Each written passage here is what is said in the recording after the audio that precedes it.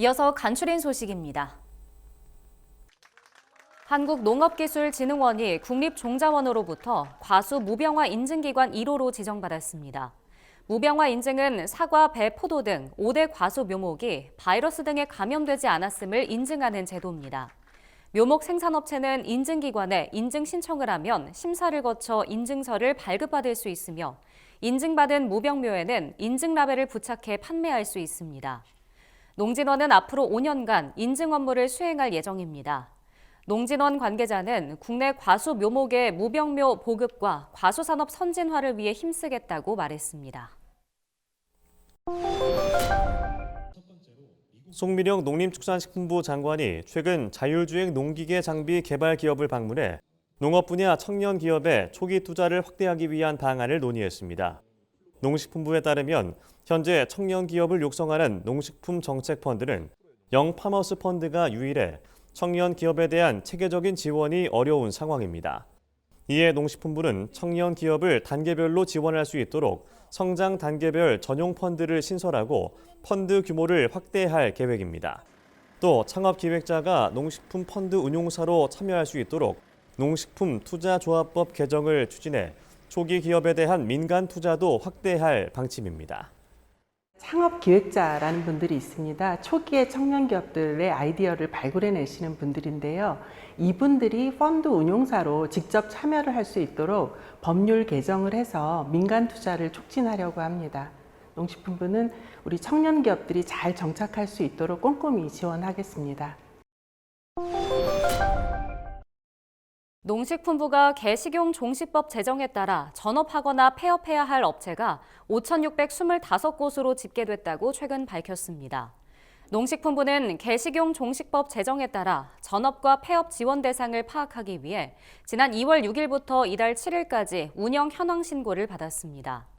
이번에 신고한 업체는 지난 2022년 지방자치단체 조사에서 파악된 개식용 관련 업체보다 약 2,600여 곳 더 많은 것으로 조사됐습니다.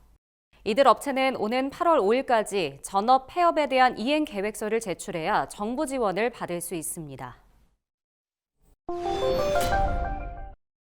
농촌진흥청이 올해 양봉 농가를 대상으로 아까시꿀 생산량 예측과 꿀벌 발육 등을 파악하기 위한 조사를 실시하고 있다고 최근 밝혔습니다. 이번 현장 조사는 농식품부와 농진원, 한국양봉협회 등과 함께 민관 합동으로 진행됩니다. 농진청은 조사 기간 동안 해당 지역의 기상 요인과 아까시나무의 개화 현황, 꿀벌의 발육 상태 등을 살피고 봉군당 꿀 생산량과 수분도 측정할 예정입니다. 농진청은 이번 조사를 통해 현장 상황을 면밀히 파악해 농가 맞춤형 현장 교육과 사양 관리 기술을 보급하겠다고 밝혔습니다. 농식품부와 중소벤처기업부가 매월 둘째 주 금토일을 전통시장 가는 날로 정했다고 최근 밝혔습니다. 또한 소비자들이 이 기간 동안 제철 농산물을 더 저렴하게 구매할 수 있도록 전국 전통시장에 농산물 납품 단가를 지원하기로 했습니다. 농식품부는 5월 10일부터 12일까지 서울 양천구 신영시장, 인천 서구 가좌시장 등 전통시장 25개소를 대상으로 참외 납품 단가를 지원합니다. 지원액은 1kg당 2,000원입니다. 중기부는 14일까지 소상공인시장진흥공단 SNS에 게시된 5월 동행축제 콘텐츠를 개인 SNS에 공유한 10명에게 온누리 상품권을 주는 이벤트를 실시합니다. 경상남도는 가정의 달을 맞아 5월 31일까지 고향사랑기부제 특별 이벤트를 진행한다고 최근 밝혔습니다. 이번 행사는 고향사랑 기부제 누리집이나 농협은행을 통해 경남도청에 10만 원 이상을 기부하면 자동 응모됩니다. 이벤트 당첨자에게는 답례품 외에 추가로 3만 원 상당의 합천 돼지고기 세트를 지급합니다. 총 당첨 인원은 15명입니다. 경남도 관계자는 고향사랑 기부제가 더 활성화될 수 있도록 다채로운 이벤트를 진행하고 답례품 및 기금 사업도 적극적으로 발굴해 나가겠다고 말했습니다.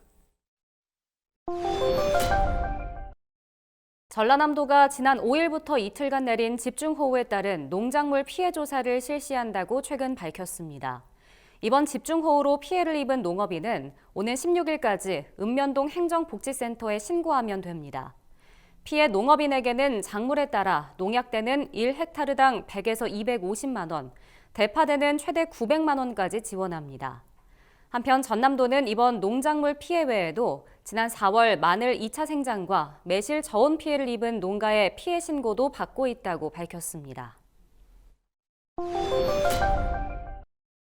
강원도 보건환경연구원은 올해 처음으로 도내에서 중증 열성 혈소판 감소 증후군 환자가 발생했다고 최근 밝혔습니다.